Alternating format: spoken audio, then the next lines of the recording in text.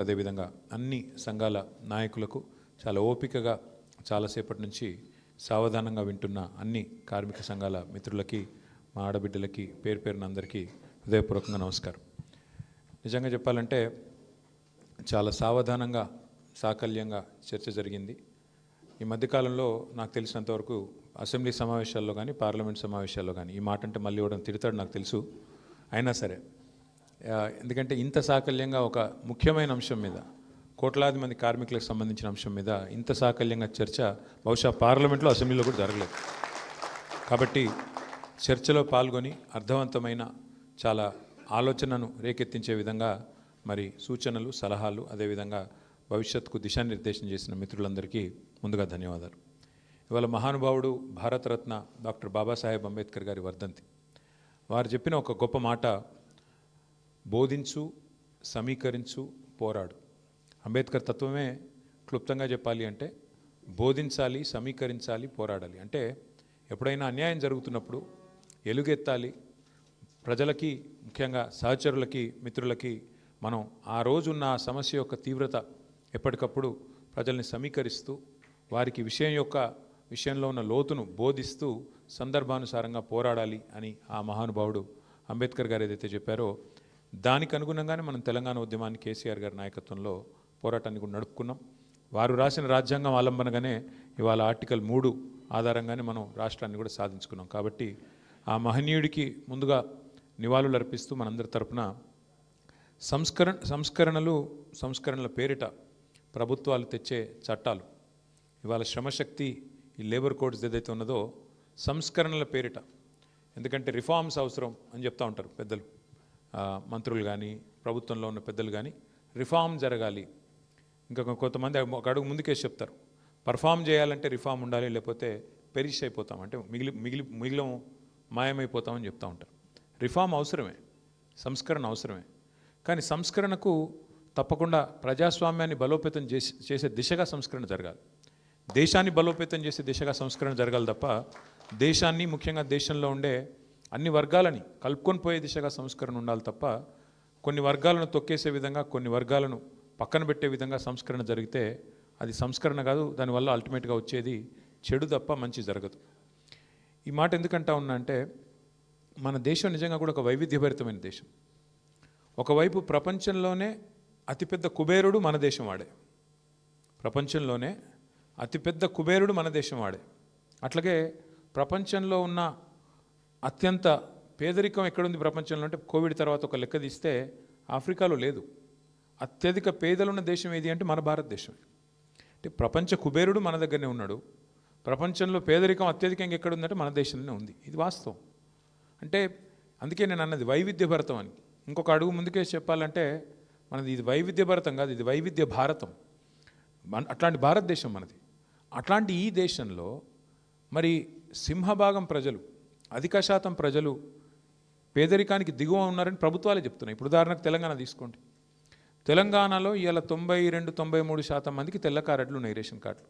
తెల్ల కార్డు అంటే ఏంది? BPL, below poverty line. మరి 92-93% బిలో పావర్టీ లైన్ ఉన్నారని మనమే ఒప్పుకుంటూ ప్రభుత్వాలే ధృవీకరణ ఇస్తూ మరొక వైపు మనం తెచ్చే సంస్కరణలు ఎట్టుండాలా? వాళ్ళను కడుపులో పెట్టుకుని చూసుకునే విధంగా ఉండాలి. అమెరికా ఫలానా చేసింది, లేదా ఐరోపా ఖండంలో ఫలానా చేసినారు సంస్కరణ, అది యథాతథంగా మనకున్న ఫ్రీ ట్రేడ్ ఒప్పందమో లేకపోతే ఇంకో ఒప్పందమో దానివల్ల మనం కూడా చేయాల్సిన ఒత్తిడి ఉంది అని మన మీద రుద్దితే ఎట్లా కుదురుతుంది? మన దేశం యొక్క తలసరి ఆదాయం $2,400 డాలర్ల పరిమాణంలో మాట్లాడుకుంటే, అమెరికా యొక్క తలసరి ఆదాయం $86,000. నక్కకు నాగలోకి అనుకున్నంత తేడా ఉంది. మరి అక్కడ జరిగింది ఇక్కడ జరగాలంటే, అక్కడ అమలు చేసే సంస్కరణ ఇక్కడ కూడా అమలు కావాలంటే ఎట్లయితుంది? ఇక్కడ పేదవాడు ఎట్లున్నాడు, అక్కడ పేదవాడు ఎట్లున్నాడు? అంటే మీరు ఆలోచించమని కోరేది ఏమంటే, నేను ఇవాళ ప్రపంచమంతా ఒక కుగ్రామంగా మారిపోయిందని, ప్రపంచమంతా ఫ్రీ ట్రేడ్ ఒప్పందాల మయమైందని, GATT అని ఇంకోటని ఏదైతే చెప్తా ఉంటారో పెద్దలు మీరు చూస్తూ ఉంటారు. పీయూష్ గోయల్ గారు మొన్ననే ఆస్ట్రేలియా పోయిండు, ఇంకొక యూరోప్ పోయిండు, ఫ్రీ ట్రేడ్ అగ్రిమెంట్ చేసుకుంటున్నామని చెప్తాడు. అల్టిమేట్గా దీనివల్ల ఏమవుతుందంటే ఆ ఫ్రీ ట్రేడ్ ఒప్పందంలో ఒక చిన్న ముక్కుడు రాసి ఉంటుంది కింద, రిఫార్మ్స్ చేయాలా, వరల్డ్ బ్యాంక్ లోన్ తీసుకుంటామంటారు, దాని కింద రాసి ఉంటాడు గివి మీరు మార్చాలని. వాటికి లోబడి వాటికి ఒత్తిడికి లోనయ్యి వచ్చే కొన్ని రిఫార్మ్స్ వల్ల జరిగే లాభం కంటే దేశానికి నష్టమే ఎక్కువ ఉంటుంది. కొన్ని సందర్భాల్లో కొంతమంది పెద్దలు మాట్లాడితే, నేను పేరు తీసుకొని రాజకీయాలు మాట్లాడను కానీ కొంతమంది పెద్దలు మాట్లాడితే వింటుంటే బాధ అనిపిస్తుంది. కేసీఆర్ గారి నాయకత్వంలో మన రాష్ట్రంలో మీకు తెలుసు, ఇప్పుడు ఇక్కడ మా మున్సిపల్ జిహెచ్ఎంసీ నుంచి మాట్లాడిన తమ్ముడు బాలకృష్ణ కదా, బాలకృష్ణ ఒక మాట అన్నాడు, అడగకుండానే 3 సార్లు జీతం పెంచిండు కేసీఆర్ గారు అని చెప్పిండు. ఎందుకు పెంచిండు కేసీఆర్ గారు? నేను చప్పట్ల కోసం చెప్తలేను. ఎందుకు పెంచిండు కేసీఆర్? గ్రామ పంచాయతీ పారిశుద్ధ్య కార్మికుల జీతం ఎందుకు పెంచిండు అడగకుండానే? మున్సిపల్ వర్కర్లది ఎందుకు పెంచిండు 2 సార్లు? జిహెచ్ఎంసీలో 3 సార్లు ఎందుకు పెంచిండు కేసీఆర్? 200 రూపాయల పెన్షన్ను 2000 ఎందుకు చేసిండు? 500 రూపాయలు ఉన్న వికలాంగుల పెన్షన్ను 4000 ఎందుకు చేసిండు కేసీఆర్? ఎందుకంటే కేసీఆర్ గారు ఒక సూత్రం పట్టుకున్నాడు, చిన్న సూత్రం. బీడీ కార్మికులకు పెన్షన్ ఇచ్చిండు కేసీఆర్, దేశంలో ఎవరు ఇయ్యలే.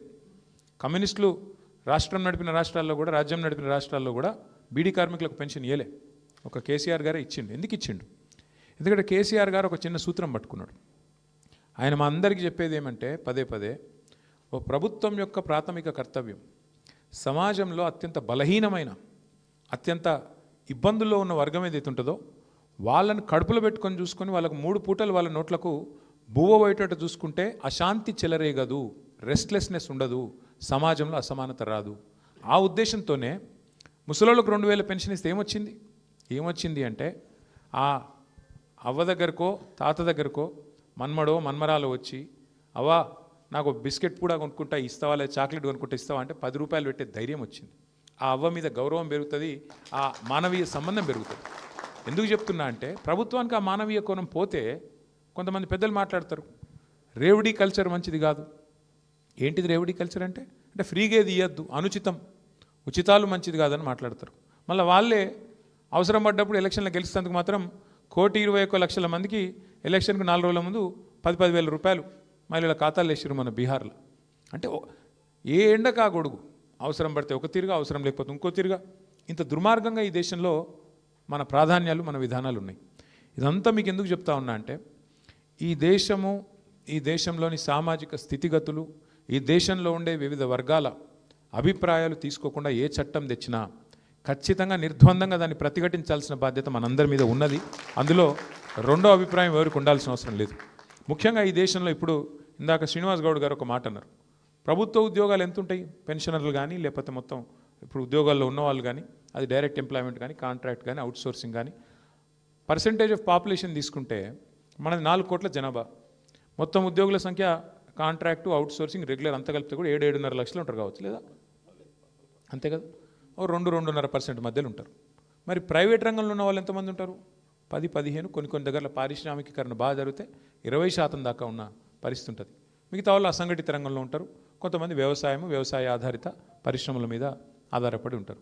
అంటే ఈ ఫండమెంటల్ అండర్స్టాండింగ్ లేకపోతే, ఈ ప్రాథమిక అవగాహన లేకపోతే చట్టాల్లో మానవీయ కోణం లోపిస్తుంది. ఉదాహరణకి నేను ఒక మాట మీకు చెప్పాలి. మన సిరిసిల్ల, నేను ఎక్కడి నుంచి అయితే ప్రాతినిధ్యం వహిస్తున్నాను, మా సిరిసిల్లలో నేత కార్మికులు ఉంటారు. విపరీతమైన ఆత్మహత్యలు జరిగేది. వారంలో ఒకసారి అయితే 2005-6లో ఆనాడు ఒకటే వారంలో 10 మంది చచ్చిపోయారు ఆత్మహత్యలు.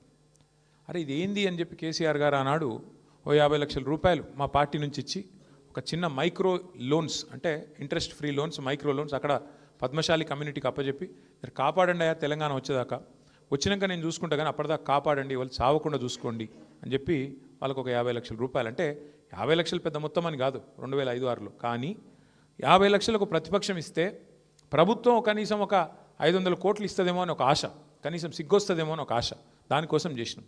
అదే ప్రభుత్వం వచ్చినాక ఇచ్చిన మాట ప్రకారం కేసీఆర్ గారు ఒక పని చేశారు. చాలామంది మూర్ఖులు తెలియక మాట్లాడతారు, ఇప్పుడు అధికారంలో ఉన్నవాళ్ళు కూడా. బతుకమ్మ చీర అని తెచ్చిండు కేసీఆర్ గారు. బతుకమ్మ చీరకు ఓట్లకు లింక్ లేదు, బతుకమ్మ చీర మేము మేనిఫెస్టోలో ఇచ్చిన మాట కూడా కాదు. ఎందుకు తెచ్చిండు కేసీఆర్ గారు? బతుకమ్మ చీర అంటే ఇటు ఆడబిడ్డకేమో బతుకమ్మ సందర్భంగా ఒక కానుక, చిన్న కానుక, అదేం పెద్ద పట్టు చీర కాదు, అదేం నువ్వు లక్షల రూపాయలు విలువ చేసేది కాదు, కానీ ఒక పుట్టింటోళ్ళు ఒక చిన్న కానుక పెట్టిన ఆడపిల్లలు ఎట్లయితే మురిసిపోతారో అట్లా ఒక చిన్న కానుక. అట్లాగే అదే బతుకమ్మ ఇటు నేత కార్మికుడికి బతుకునిచ్చే చీర కావాలి అనే ఉద్దేశంతో అప్పటిదాకా 7-8 వేలు పిలిచి మాట్లాడిండు కార్మికులను కేసీఆర్ గారు స్వయంగా ముఖ్యమంత్రిగా. ఎంత వస్తుందా మీకు నెలకంటే? 7-8 వేల రూపాయలు వస్తుంది సార్, ఎట్లా బతకాలి, కిరాయిలు ఏంది, మా కథ ఏంది, మా బతికేంది, ఎట్లా చేయాలి, ఏం చేయాలి, రోజుకి 8 గంటలు నిల్చొని పనిచేస్తే కాళ్ళు గుంజుతున్నాయి, కాళ్ళు గుంజి ఆఖరికి చాలామంది బలహీనతలకు అలవాటు పడుతున్నారు, మందుకు ఇంకోదానికి ఆఖరికి అట్లే చచ్చిపోతున్నారు సార్ అంటే ఒకటే కండిషన్ పెట్టిండు సార్, నేను ఆర్డర్ ఇస్తా కానీ ఖచ్చితంగా మీ ఉపాధి మీ వేతనం డబల్ కావాలి. ఇవాళ 8,000-9,000 10,000 సంపాదించే వాళ్ళు 15,000 నుంచి 20,000 సంపాదించే పరిస్థితి రావాలని చెప్పి ఆ సేట్లను పిలిచి ఆర్డర్ ఇచ్చి సంవత్సరానికి 350 కోట్ల ఆర్డర్ ఇచ్చి మొత్తం 9.5 ఏళ్లలో 3,500 కోట్ల ఆర్డరు ఒక్క సిరిసిల్ల పట్టణంలో ఉండే వేలాది మంది కార్మికులను బతికించిన ఒక స్కీము బతుకమ్మ. అంటే ఈ మానవీయ కోణం మనం చేసే ప్రతి పనిలో ఉండాలి. పరిశ్రమలకు ప్రోత్సాహకాలు ఇస్తాం మనం, అన్నీ గవర్నమెంట్లు ఇస్తాయి, మన గవర్నమెంట్ కూడా ఇచ్చింది, కేంద్ర ప్రభుత్వం కూడా ఇస్తున్నది, ఇవాళ ఇప్పుడున్న రాష్ట్ర ప్రభుత్వం కూడా ఇస్తుంది. మీరు చూస్తుంటారు పేపర్లలో వార్తలు, ఫలానా పరిశ్రమకు కేవలం 99 పైసలకే ఎకరం ఇస్తున్నారు. ఎందుకు ఇస్తారు పరిశ్రమలకు భూములు? ఎందుకు ఇస్తారంటే వాళ్ళు ఉపాధి కల్పన చేస్తారని, ఉద్యోగాలు కల్పిస్తారు. ఎందుకంటే ప్రభుత్వాలు అందరికీ ఉద్యోగాలు ఇవ్వలేవు. పేదవాళ్ళకి ముఖ్యంగా చదువుకున్న పిల్లలు ప్రతి సంవత్సరం 10 లక్షల మంది ఇంజనీర్లు అవుతున్నారు. మరి వాళ్ళందరికీ ఉద్యోగాలు ఎడికెళ్ళి రావాలి? ప్రైవేట్ సెక్టర్కు పెద్దపీట వేయకపోతే. అందుకే ప్రైవేట్ సెక్టర్కు పెద్దపీట వేసి ప్రోత్సాహకాలు ఇస్తున్నాం. కానీ ప్రోత్సాహకాలు ఇవ్వడం వరకు ఓకే, కానీ వాళ్ళకు నువ్వు లైసెన్స్ ఇచ్చి శ్రమదోపిడీ చేసుకొని ఇష్టమున్నట్టు చేసుకుంటే అది ఎట్లా ఓకే అవుతుంది? ఇవాళ మనం అడుగుతున్న ప్రశ్న ఈ రౌండ్ టేబుల్ నుంచి అది. దాంతోపాటు ఇక్కడ ఇంకొక ముఖ్యమైన మాట మనం గుర్తుపెట్టుకోవాల్సింది. ఇవాళ కేసీఆర్ గారు మాకు పదే చెప్పేది, కొన్ని విషయాల్లో ప్రభుత్వాలు తలదూర్చొద్దు, మనం కొన్ని విషయాల్లో అసలు ఏలు పెట్టొద్దు అని చెప్పేది. అంటే మాకు కొన్ని విషయాలు ముఖ్యంగా వారు చెప్తుంటే మాకు అర్థమయ్యేది కాదు. వారు మాకు చైనా ఉదాహరణ ఇచ్చేది, చైనా గురించి చెప్పేది. మీరు గుర్తు తెచ్చుకుంటే ఒక్కసారి, అంటే మీరు అందరూ కూడా ఇక్కడ సీనియర్ నాయకులు, కార్మిక రంగంలో చాలా అనుభవం ఉన్నవాళ్ళు, చాలా పెద్దవాళ్ళు, కాబట్టి క్లుప్తంగానే చెప్పే ప్రయత్నం చేస్తాను. నేను లేట్ కూడా అవుతుంది, షుగర్ పేషెంట్లు కూడా ఉండొచ్చు. చైనా, భారతదేశం రెండిటి యొక్క ఎకానమీ సైజు అంటే ఓవరాల్ సంపద చూసుకుంటే 1980వ దశకంలో 1985 దాకా ఇండియానే పెద్దది. జీడిపి పరంగా చూసుకుంటే, సంపద పరంగా చూసుకుంటే భారతదేశం చైనా కంటే పెద్దది. కానీ 85 తర్వాత చైనా వేగం అందుకొని గత 40 ఏళ్ళలో ఎక్కడికి వెళ్ళిపోయిందంటే, ఇవాళ మన ఎకానమీ సైజ్ ఎంత అంటే మన జీడిపి సైజు 4 ట్రిలియన్లు, చైనాది 20 ట్రిలియన్లు. అంటే మనకంటే 5 రెట్లు పెద్ద దేశం అయిపోయింది. మరి ఎట్లా మనకంటే వెనుక ఉన్న చైనా 4 దశాబ్దాల్లో మనకంటే 5 రెట్లు ఎట్లా పెరిగింది? మరి జనాభా పరంగా చూసుకుంటే వాళ్ళు మనం సేము. మరి ఎందుకు ముందుకు పోయింది, ఎందుకు వెనుకకు పోయింది అంటే, ఇక చైనా గిసొంటి విషయాల మీద చర్చ పెట్టుకున్నది. చైనా మన వర్క్ ఫోర్స్ని ఏం చేద్దాం, మన వాళ్ళు పిల్లలు ఎవరైతే ఇప్పుడు చదువుకొని వస్తున్నారో వాళ్ళని ఎట్లా వినియోగించుకుందాం, వాళ్ళ శక్తిని ఎట్లా వాడుకుందాం, మహిళలకు ఎట్లా రక్షణ కల్పిద్దాం, కార్మికులకు ఎట్లా రక్షణ కల్పిద్దాం, ప్రొడక్టివ్ సెక్టర్స్ ఏంది, అన్ప్రొడక్టివ్ సెక్టర్స్ ఏంది అంటే ఏంటంటే వాళ్ళ ఉద్దేశము, ఎక్కడైతే లాభం వచ్చే రంగాలు ఉంటాయో అక్కడ అవసరమైతే ప్రైవేట్ పెట్టుబడులను ఆహ్వానించారు. ఎక్కడైతే నష్టం వస్తుందని తెలుసో, నష్టం వచ్చినా తప్పదు అని తెలుసో, అక్కడేం చేసిండ్రు, ప్రభుత్వమే పెట్టుబడి పెట్టి ప్రభుత్వమే వాటి నష్టాలను కూడా భరాయించుకొని. ఇందాక మా మిత్రులు ఆర్టీసీ నుంచి వచ్చిన వెంకటేశ్వర గారు కదా, వెంకటేశ్వర గారు అన్నారు లాస్లో ఉన్నది కార్పొరేషన్ లాస్ ఉంటుంది. ప్రజా రవాణా అంటే ఖచ్చితంగా సామాజిక బాధ్యత. లాస్ ఉండకుంటే అందులో లాభం రాదు, ప్రపంచంలో ఎక్కడ కూడా రాదు. అందుకే ఏం చేస్తారు, ప్రాధాన్యతలు నిర్మించుకున్నారు. ఏ రంగంలో నష్టం వచ్చినా ప్రభుత్వం భరాయించాలి, ఏ రంగంలో లాభం వస్తే ప్రైవేట్ పెట్టుబడులు ఆహ్వానించాలి. ఇది జరిగింది చర్చ. అందుకే చైనా మనకంటే 5 రెట్లు ముంగటికి పోయింది. మనమేమో పనికిమాల పంచాయతీలు ఎక్కువ పెట్టుకుంటాం. ఎవరేం తినాలి, ఎవరేం తాగాలి, ఎవరేం మాట్లాడాలి, ఎవరే దేవునికి మొక్కాలి, ఎవరు ఏం చేయాలి, ఎవరి కులమైంది, ఎవరి మతమైంది, ఈ పిచ్చిలొల్లిలా మనం ఇక్కడ ఉండిపోయినాం, వాళ్ళు ఎక్కడికో ముంగటికి వెళ్ళిపోయినారు. ఇవాళ వాస్తవం ఏంది అంటే, బాధ అనిపించినా ఇంకోటి అనిపించినా ఇవాళ వాస్తవం ఏంది అంటే, హమీద్ మొహమ్మద్ ఖాన్ గారు చెప్పిందే మందు పని. ఇప్పుడు ఇవాళ ఇక్కడ కూర్చొని పార్లమెంట్లో చట్టం పాస్ అయిపోయాక వాళ్ళు రూల్స్ ఫ్రేమ్ చేస్తున్నప్పుడు, ఇప్పుడు ఇలా రాష్ట్ర ప్రభుత్వం అమలు చేసే తరుణంలో మనం మాట్లాడుతున్నాం. మనకు పార్లమెంట్లోనేమో ఆవాజ్ లేదు, లోక్సభలోనేమో మనోడేవాడు లేకపోయా, 8 వాళ్ళే 8 వీళ్ళే, ఒక ఆయన గక్కరు ఉన్నాడు, ఇంకో ఆయన, 17 మంది పార్లమెంట్ సభ్యులుంటే ఇలా ఇక్కడ కూర్చొని మాట్లాడుతున్న ప్రధాన ప్రతిపక్షానికి అందులో గొంతు లేదు. అక్కడ గొంతుంటే ఓ వినోద్ కుమార్ అసంట ఆయన ఉంటే లొల్లి చేసి బొబ్బొబ్బ వేసి అంగిలాకు చెంపుకొని డామ్ డూమ్ అని దుంకి ఆపి కనీసం ఒక చర్చ అవుతుండే. ఇవాళ అదేం లేదు. గంగెద్దులక ఓవుడు, తలకాయ ఊపుడు, నిమిషం లోపల బిల్లు పాస్ అవ్వడు, బయటకు వచ్చాక ఏం బిల్లు పాస్ అయిందో ఎవరికి తెలియకపోవడు అంటే బాధ. ఇది వాస్తవం. ఏమవుతుంది, ఎలక్షన్ వచ్చే వరకు అసలు విషయాలు చర్చకు వస్తలేవు, ఎక్కడనో పోతున్నాయి. అసలు విషయాలు పక్కకు పోయి కులము మతము ఇవే మెయిన్ స్టేజ్ అవుతున్నాయి. కాబట్టి దయచేసి నా ప్రార్థన, అస్సలు మందుకు అక్కడుంది. మాయల ఫకీరు ప్రాణం ఎక్కడుంది అంటే ఏదో చిలుకలు ఉన్నట్టు కరెక్ట్గా దీనికి మొత్తం తర్కీబ్ ఎక్కడుందంటే అక్కడనే ఉన్నది. ఎందుకంటే నువ్వు యుద్ధం చేయమని ఇలా బీఆర్ఎస్ని అడిగి మీరు నాయకత్వం వహించాలి, యుద్ధం చేయాలి, చేద్దాం. కానీ కత్తి కూడా ఇస్తే బాగుండు కదా. కత్తి మనకిచ్చి యుద్ధం చేయమంటేనేమో గట్టిగా చేయొచ్చు. కత్తి లేదు, కట్టించి నువ్వు కొట్లాడంటే కొద్దిగా కష్టమవుతుంది, కానీ చేద్దాం. అయినా సరే తెలంగాణ కోసం బరాబర్ చేద్దాం, గట్టిగా కొట్లాడదాం, అందులో అనుమానం లేదు. ఒక్క మాట, ఇంకొక మాట ఇవాళ సందర్భం కాబట్టి చెప్తా ఉన్నా. మీరు చూసుంటారు ఇవాళ నిన్న మొన్న వార్తలు గత 5 రోజులుగా ఏమవుతుందంటే, ఎప్పుడైనా సరే పవర్ అంతా ఒకరిద్దరి చేతుల కేంద్రీకృతం అయితే ఏమవుతుందంటే ఇక దాని దుష్పరిణామాలకు ఇవాళ భారతదేశంలో ఏవియేషన్ రంగంలో జరుగుతున్నది ఒక ఉదాహరణ మీకు. గత 5 రోజులుగా మొత్తం ఎయిర్పోర్ట్లన్నీ, రైల్వే స్టేషన్లు, బస్ స్టాండ్ల కంటే అధ్వానం అయిపోయినాయి. ఎక్కడికక్కడ వేలాది మంది తన్నుకుంటాను కొట్టుకుంటాను ఎయిర్పోర్ట్లలో. తెలుసా ఎందుకో? ఇండిగో వాడు మొత్తం బంద్ పెట్టిండు. ఎందుకు బంద్ పెట్టిండు? ఇది గమ్మత్తైన ఉదాహరణ, మీరు చెప్తే అర్థం చేసుకుంటే మీకు అర్థమవుతుంది నేనేం చెప్తున్నాను. సంవత్సరం కిందట సివిల్ ఏవియేషన్ మినిస్ట్రీ కొన్ని రూల్స్ పాస్ చేసింది. ఏమని? శ్రమ దోపిడీ చేయొద్దు, వారానికి ఒక పైలట్ అంటే ఆయన గింతనే నడపాలి, ఇంతకంటే ఎక్కువ నడపద్దు అని చెప్పి సంవత్సరం కింద రూల్స్ పాస్ చేసిండ్రు. సంవత్సరం కిందటనే వాళ్ళు కొన్ని డైరెక్షన్స్ ఇచ్చిండ్రు. DGCA, director general of civil aviation. IndiGo, air India రెండే ఉన్నాయి భారతదేశంలో, ఇంకోటి లేడు.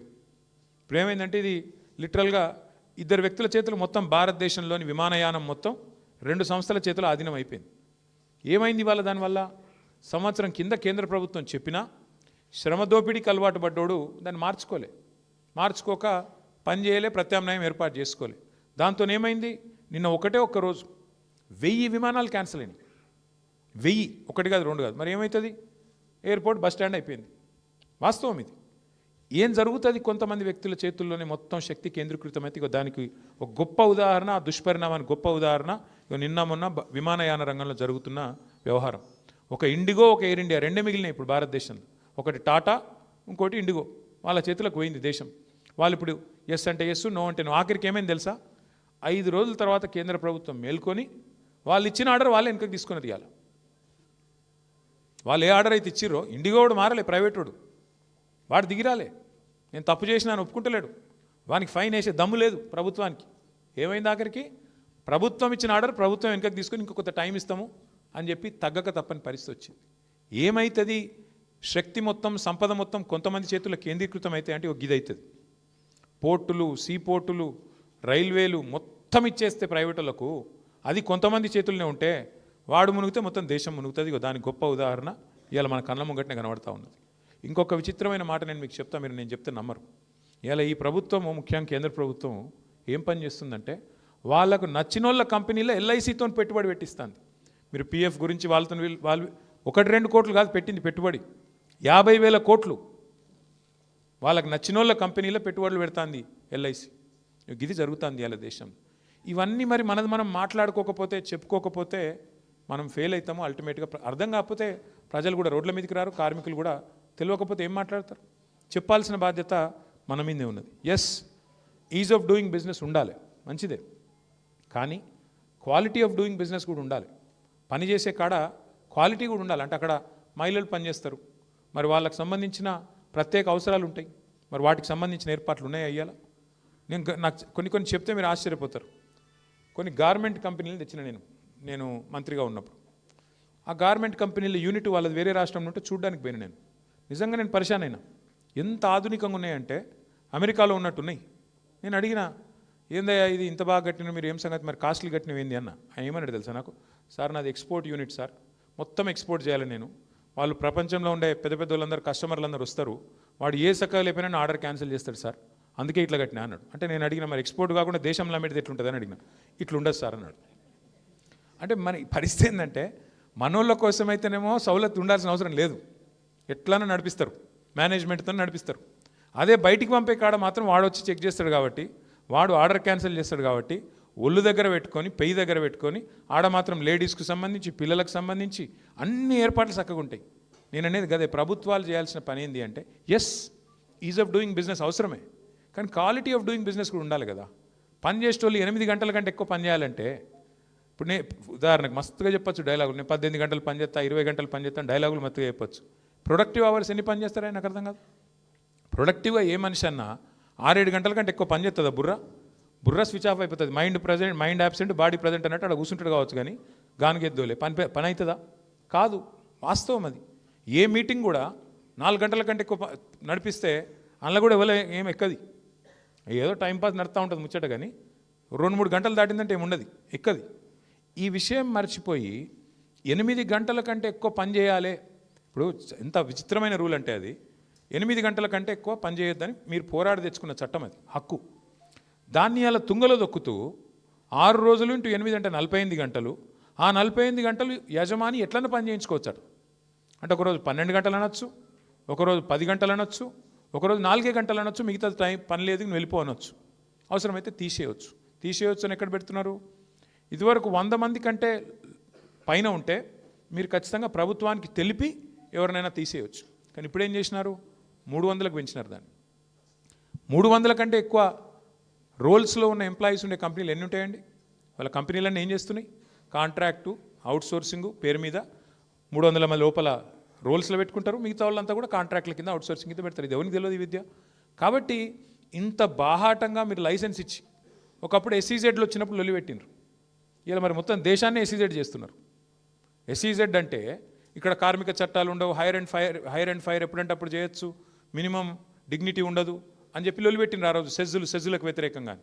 మరి ఇలా ఆ రోజు సెజ్జులకు వ్యతిరేకంగా పోరాటం చేసిన వాళ్ళు దేశం మొత్తమే సెజ్ అయిపోతుంటే, దేశం మొత్తంలోనే కార్మికులకు హక్కులు లేకుండా కాలరాస్తుంటే, మాట్లాడకపోతే పార్లమెంట్లోనే మాకు ఆవాజ్ లేకపోయా. రాజ్యసభలు ఉందనుకోండి, లోక్సభలో లేదు. మరి ఏం చేయాలి? అందుకే నా ప్రపోజల్ ఏంది అంటే, మీ అందరితో కూడా ఒకసారి మనం గుర్తు తెచ్చుకుంటే వెనక్కి తిరిగి, తప్పకుండా మనం ఇవాళ కొన్ని నిర్ణయాలు తీసుకోవాల్సిన బాధ్యత ప్రధాన ప్రతిపక్షంగా మన మీద ఉన్నది. అందులో నేను ప్రతిపాదించేది ముందుగా గౌరవ పెద్దలు రాంబాబు గారికి, వినోద్ గారికి, ముఖ్యంగా అదేవిధంగా సహచర పెద్దలందరికీ కూడా, ముందుగా ఈ 4 లేబర్ కోడ్స్ మీద ముందు మనకి ఇప్పుడు ఇంతకుముందు ఒక మిత్రులు అన్నారు, ఎవరో గుర్తు రావట్లేదు, కానీ మన వాళ్ళకి అవగాహన లేదు, నిజానికి చాలా మందికి తెలియదు వీటి వల్ల జరిగే దుష్పరిణామాలని చెప్పాను. ముందు చేయాల్సిన పని ఏంటంటే, బోధించు, సమీకరించు, పోరాడు అనే సూత్రంలో భాగంగా అన్నీ, మా వినయ్ భాస్కర్ గారు అనుకుంటా చెప్పింది, అవగాహన లేదు అని. ఖచ్చితంగా వరంగల్ నుంచే ప్రారంభిద్దాం వినయ్ భాస్కర్ గారు. అన్ని జిల్లా కేంద్రాలలో మన పార్టీ కార్యాలయాల్లోనే మరి అవగాహన సదస్సులు ఈ కోడ్స్ గురించి వెంటనే ఏర్పాటు చేద్దాం. వినోద్ గారితో నా రిక్వెస్ట్, మీరు రాంబాబు గారు కూర్చొని మల్లారెడ్డి గారు డేట్ తీసుకోండి, శ్రీనివాస్ గౌడ్ గారు డేట్ తీసుకోండి, వినయ్ భాస్కర్ గారు ముందు పాత 10 జిల్లాలు ఏవైతున్నాయో ఫస్ట్ పాత 10 జిల్లాలు కవర్ చేద్దాం. అతనిక కొత్త జిల్లాలకు కూడా పోదాము. ముందైతే వరంగల్, మహబూబ్నగర్, నల్లగొండ, కరీంనగర్, రంగారెడ్డి, ఏ జిల్లాలో అయితే పాత డిస్ట్రిక్ట్ హెడ్ క్వార్టర్లు ఉన్నాయో అక్కడ ఒక షెడ్యూల్ రూపొందించి మనం డిమాండ్ ఒకటే, మనది ఆ మీటింగ్ యొక్క డిమాండ్ ఒకటే. సరే, కేంద్ర ప్రభుత్వం అంటే మందబలంతో పాస్ చేసింది, రాష్ట్ర ప్రభుత్వం అమలు చేయాల్సిన అవసరం లేదు, అమలు చేయవద్దు అని డిమాండ్ చేస్తూ కాంగ్రెస్ ప్రభుత్వాన్ని నిలదీస్తూ మనం ఈ కార్యక్రమాన్ని రూపొందిద్దాం. ఇక్కడ కాంగ్రెస్ని ఎందుకు నిలదీయాలి అని మీరు అడగచ్చు. సింపుల్ సూత్రం, కాంగ్రెస్ ఈ బిల్లులను వ్యతిరేకించింది ఏది పార్లమెంట్లో, మరి అక్కడ వ్యతిరేకిస్తావు ఎట్లా, ఇక్కడ పాస్ చేస్తావు ఎట్లా? సింపుల్. సోనియా గాంధీ స్వయంగా బిల్లును వ్యతిరేకిస్తూ మాట్లాడింది. మరి సోనియా గాంధీ గారు మాట్లాడితే ఇక్కడ రేవంత్ రెడ్డి గారు ఎట్లా ఆమోదిస్తారు, ఎట్లా అమలు చేస్తారు? ఇది చిన్న లాజిక్ పట్టుకోవాలి. ప్రతి జిల్లా కేంద్రంలో ఇదే నినాదంగా తీసుకుందాం. ఖచ్చితంగా రాష్ట్రం, ఒకసారి తెలంగాణలో విజయం సాధించినాం అనుకోండి, తెలంగాణలో విజయం సాధిస్తే ఆటోమేటిక్గా ఇది వేరే వాళ్ళకి స్ఫూర్తి అవుతుంది, బెంగాల్లో స్ఫూర్తి అవుతుంది, తమిళనాడులో స్ఫూర్తి అవుతుంది, ఇంకా వేరే రాష్ట్రాల్లో స్ఫూర్తిగా నిలుస్తుంది.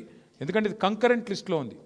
లేబర్ అనేది కంకరెంట్ అంటే రాష్ట్రము కేంద్రానికి కొన్ని సంయుక్త లిస్టులు ఉంటాయి, కొన్నేమో ఎక్స్క్లూజివ్ కేంద్రం లిస్ట్ ఉంటుంది, కొంతేమో రాష్ట్రం లిస్ట్ ఉంటుంది.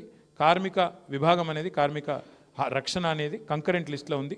కాబట్టి మన నినాదం, కేంద్రం తెలుసో తెలియకనో ఆమోదించినా మీరు అమలు చేయొద్దు అని రాష్ట్ర ప్రభుత్వాన్ని డిమాండ్ చేస్తూ అన్ని జిల్లాలలో అవగాహన సదస్సులు నిర్వహిద్దాం. రెండవది, అన్ని నియోజకవర్గ కేంద్రాల్లో మనం ఏం చేద్దామంటే, మన బీఆర్టీయూ తరపునే చేద్దాం. ఇదంతా కూడా మేమే నాయకత్వం వహిస్తాం. మా మల్లారెడ్డి గారికి ధన్యవాదాలు, 10 లక్షల రూపాయలు చందా కూడా ఇచ్చినందుకు వారికి హృదయపూర్వకంగా ధన్యవాదాలు. ఎందుకంటే ఆర్థిక ప్రేరణ లేకుండా ప్రోగ్రాములు కావు, వారికి ముందుకొచ్చి వారు ఉదారంగా వచ్చినందుకు వారికి ధన్యవాదాలు. అన్ని నియోజకవర్గాల్లో ఉండే అన్ని పార్టీల ఎమ్మెల్యేలకు మన వాళ్ళు పోయి రిప్రజెంటేషన్ ఇవ్వాలి. దయచేసి ఇది అర్థం చేసుకోండి. మీరు కేంద్రం పాస్ చేసినంత మాత్రాన మీరు అమలు చేయాల్సిన అవసరం లేదు. గతంలో కేసీఆర్ గారు ఉన్నప్పుడు చేయలేదు, కొన్ని వారు మన మీద మెడ మీద కత్తి పెట్టినా చేయలేదు. మీరు కూడా దయచేసి శాసనసభలో మాట్లాడాలా. ఇది పార్టీలకు అతీతంగా అందరు ఎమ్మెల్యేలకి తప్పకుండా మనం అఖిలపక్షాన్ని కూడగట్టండి. రాంబాబు గారు మంచి మాట చెప్పినారు, కమ్యూనిస్టులు ఫోన్ చేసినారు, నక్సలైట్లు ఫోన్ చేసినారు, సంతోషం, కలుపుకో, ఏం ఇబ్బంది లేదు, కలుపుకో, ఇందులో ఇప్పుడు ఏం ఎలక్షన్ లేవు, మనకు అర్జెంటుగా దీంతోన ఇప్పటికిప్పుడు వచ్చిన ఇబ్బంది కూడా ఏం లేదు, కలిసి నడుద్దాం, ఎన్నికలప్పుడు రాజకీయాలు చూసుకుందాం.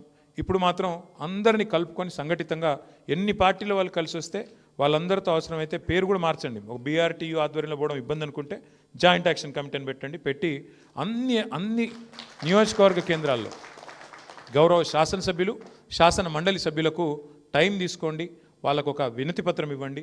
అన్నా దయచేసి మీరు శాసనసభలో మాకు మద్దతు పలకాలా. ఇక్కడ ఉండే వేలాది మంది కార్మికులు, ఉదాహరణకు సింగరేణి బెల్ట్ ఉందండి, ఒక సింగరేణి బెల్ట్లోనే 13 శాసనసభ నియోజకవర్గాలు ఉన్నాయి. వాడందరికీ కూడా మన సింగరేణి కార్మిక విభాగాన్ని కూడా, బొగ్గుగని కార్మిక సంఘాన్ని కూడా యాక్టివేట్ చేయండి, వాళ్ళ దగ్గర కూడా హెల్ప్ తీసుకోండి.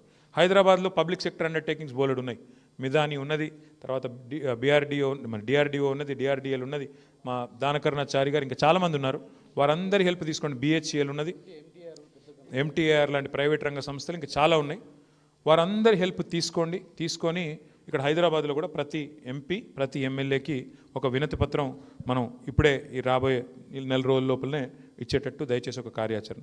దాంతోపాటు పార్టీగా మేము కూడా మరి ఏం చేస్తామంటే అందరికీ ఉత్తరాలు రాద్దాం, ఉత్తరాలు రాసి పార్టీగానే రిక్వెస్ట్ చేద్దాం, దయచేసి మాతో కలిసి రండి, ఇది ఇంపార్టెంట్ అంశము, ఇందులో రాజకీయాలు అవసరం లేదని చెప్పి మరి పాంప్లెట్లు దిద్దాం, అన్ని చైతన్య సదస్సులు పెడదాం.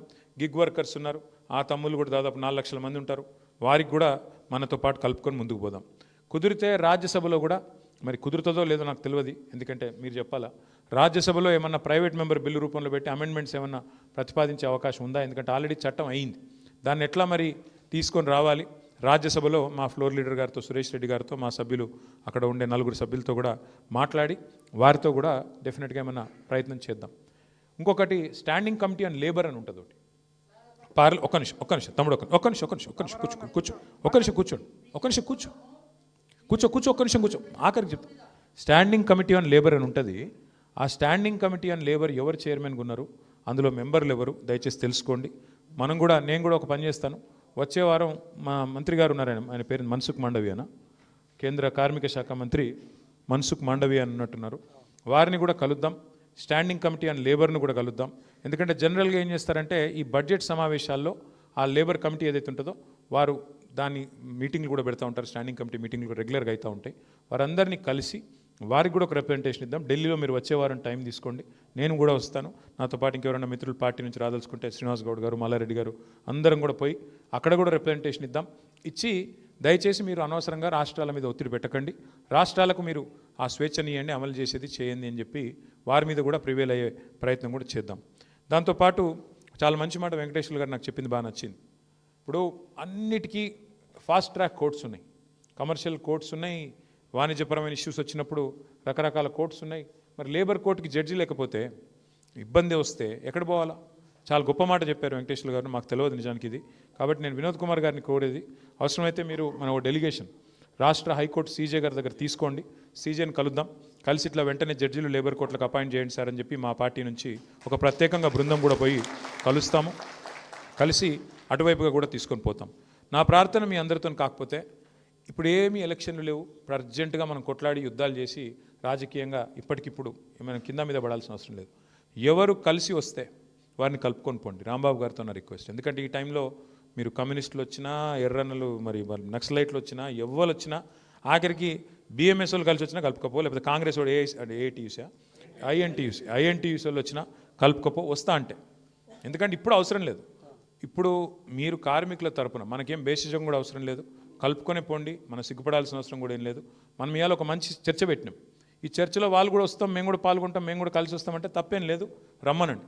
వాళ్ళు రాము అంటే వాళ్ళ ఇష్టం, కార్మికులు డిసైడ్ చేసుకుంటారు. కానీ రమ్మని ఆహ్వానించండి.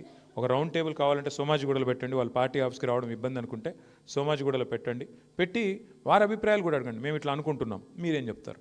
ఇట్లా కనుక మనం కొంత బ్యాలెన్స్గా పోతే డెఫినెట్గా అందరికీ లాభం అవుతుంది, అందరికంటే ముఖ్యంగా కార్మికులకు లాభం అవుతుంది. మన గోల్ ఒకటే, కేంద్రం తెలుసో తెలియకనో ఇందులో కొన్ని తప్పిదాలు చేసింది, అది కనబడతానే ఉంది. మరి దీన్ని అడ్డుకోవాలి అంటే సింపుల్గా తెలంగాణ భారతదేశానికి దిక్సూచిగా మారొచ్చు.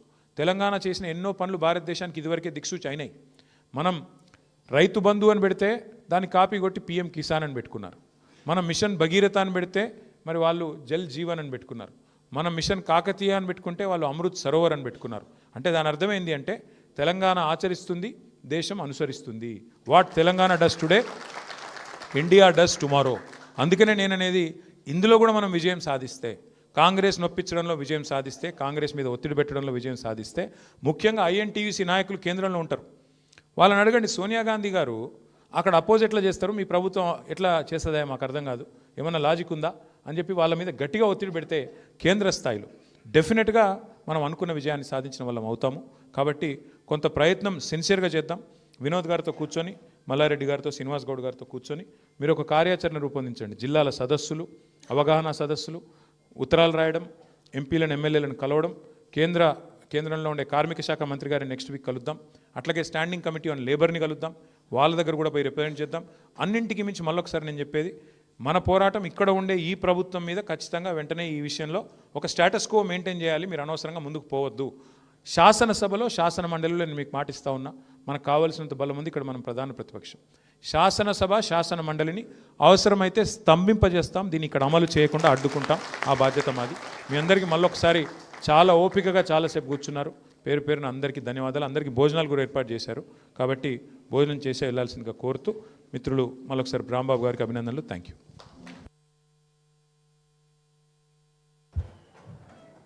కూర్చోండి అమ్మా. దీన్ని రౌండ్ టేబుల్ సమావేశం అంటే దీనికి ఒక సారాంశం ఉంది. కూర్చోరి ఉట్టిన కూడా రౌండ్ టేబుల్ సమావేశం జనరల్ దీనికి సూత్రం. ఇవాళ ఏవైతే వివిధ ఒపీనియన్స్ వచ్చినాయో, ఇవాళ రౌండ్ టేబుల్ సమావేశం నిర్ణయాలు ఏంటంటే